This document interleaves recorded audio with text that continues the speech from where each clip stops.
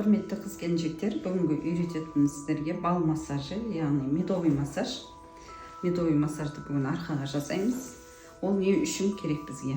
Медовый массажды қандай жағдайда жасаймыз? Бірінші, денеге суық тигенде, екінші жағдайда денедегі арқадағы токсин, жаңағы тоз деп жатамыз ғой, осының бәрін осы медовый массажбен, яғни ет пен терінің арасын көтерген кезде бізде шлак, тұз, соның бәрі мынау поры арқылы бері қарай бетке шығады. Сондықтан медовый массаж жасайды. Медовый массаждан кейін жылы киініп, салқын сумен жуынса болады. Жалпы аптасына бір рет медовый массаж жасатса болады. Бірінші бал массажын бастамас бұрын бірінші сіздерге бал қандай болу керек?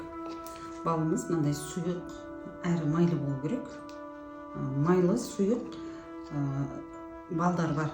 Мед дейді ғой, сол медіміз бізде өте сұйық болу керек. Осындай жағдайдағы мед болу керек. Және де осындай жағдайда мінекей осындай сұйықтау медті аласыздар. Арасында іртік-іртік жаңа қант тәрізді медпен жасамайсыздар. Бірінші клиентке жасайтын кезде аллергиясы бар ма, медқа аллергиясы жоқ па, соны біліп аласыздар. Біліп болғаннан кейін барып массажды май, ештеңке жақпай, осы дененің бетіне массажды жасап кете береміз. Бірінші медті жақсылап жағамыз.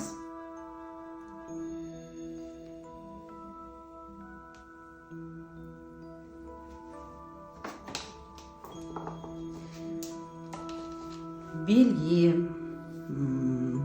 қабырға тұсқа массаж көп жасалмайды. Қай тұсқа жасалады? Желке тұсқа. Ең бастысы желке тұспен мынау жауырын тұсқа көп жасайсыздар массажды. Өйткені бізде осы тұстарда токсин көп болады. Қимылсыз, көп.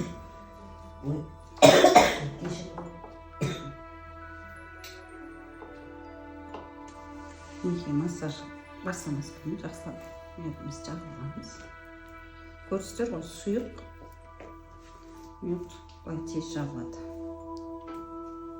Желке тұста әсіресе мынау желке тұсқа көп жасайсыздар, және мынау арқа өкпе тұс дейді ғой, мынау өкпенің тұсына, арқа жағына осы жер массажды жасаймыз.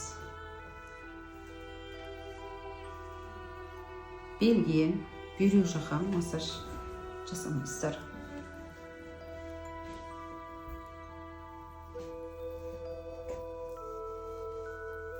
Кішкене май тәрізді